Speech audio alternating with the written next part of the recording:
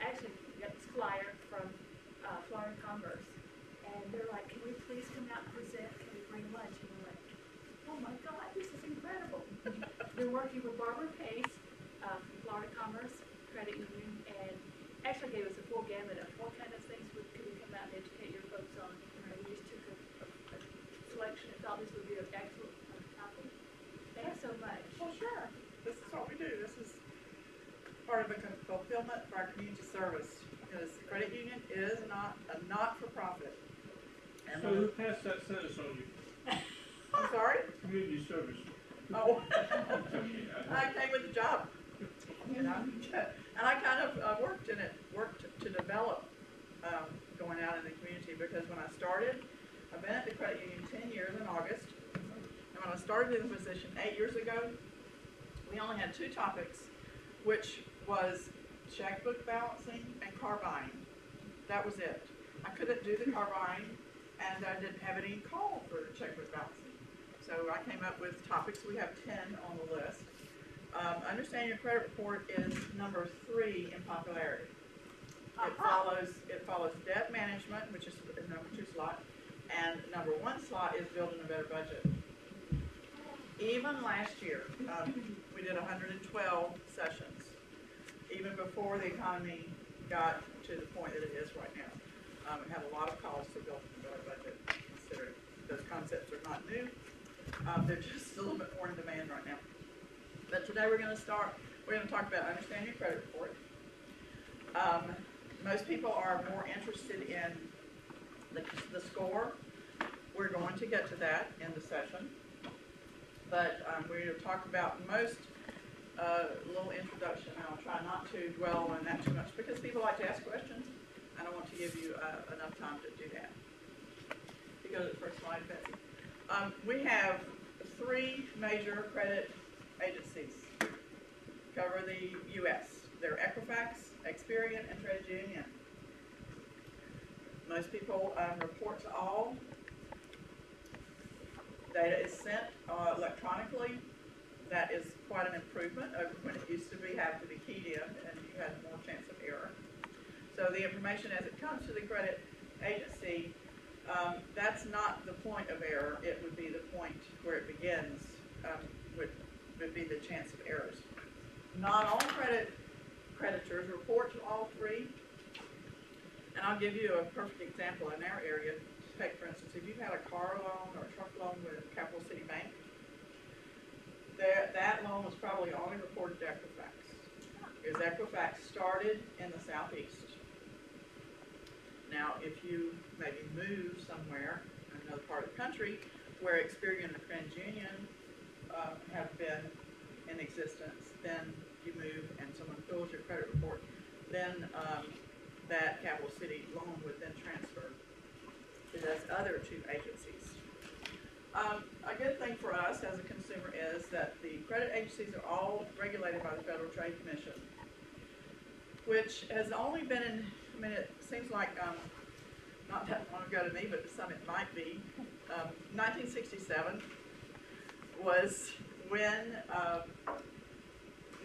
Congress passed a lot of credit acts that covered our rights as consumers, and we'll get a little more into that. Next slide. What do? They are a gatherer. They pull in information. They don't generate the information. They don't decide whether someone gets a loan or not.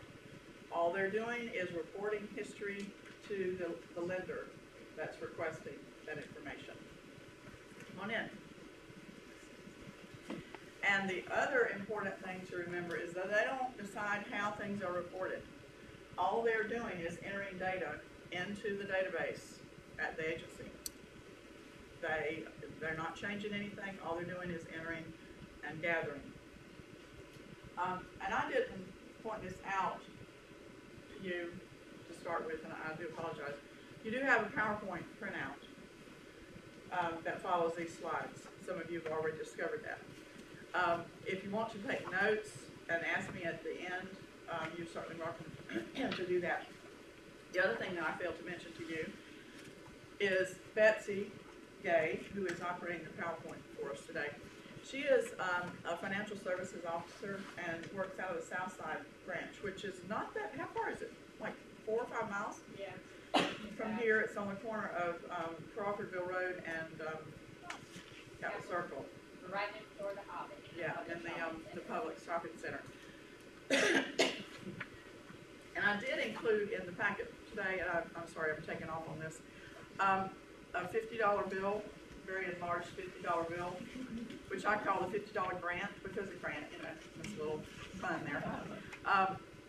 If you are interested in becoming a Florida Commerce member, and we'll go through our I Live Fit assessment, which is financially independent today, we will give you a credit of $50 if you do that process before 5 working days have passed. Not counting today, but 5 working days out. The information is on the back of that coupon. If you are currently a Florida Commerce member, can I see a show of hands? Betsy and I. That's all right, you know. Well, I won't even go into that. Let's see, I have a couple other packets right here.